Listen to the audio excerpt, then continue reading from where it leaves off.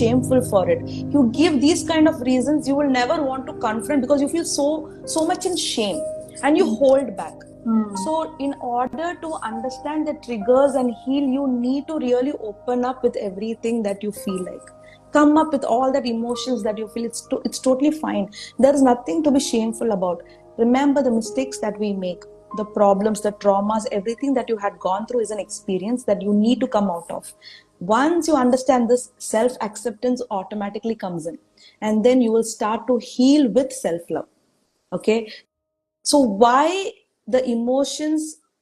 Some people don't want to go deep into emotions. They feel like, oh my, okay, this is too much for me. I just can't do it. Let me hold back.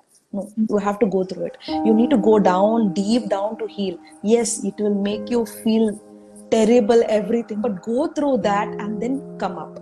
So what are the kind of things that you need to work on? What are my strengths? How can I strengthen it? Yes. What is your weakness? How can I make it better? So most of us, we have this emotional, we are very emotionally weak, sensitive. So those with traumas are very emotionally weak. They don't have the courage to come up, right? The first thing, try to work on your emotions. Control them. Take responsibility for yourself. Never take others' opinions. What you need, work with it.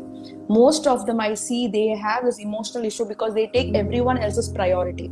They don't prioritize their needs, their emotions. Work on your emotions, then you go and be a shoulder for someone else's emotions. Work on yourself and then try to understand where is it exactly that I need to work on. Okay, now suppose I'm an emotional person, just because I'm so clingy with someone, or I feel like I need someone. See, they don't like isolation. They always want to be clingy. They want to keep on getting validation. So stop getting that. Well, learn detachment. Learn to love yourself as an individual.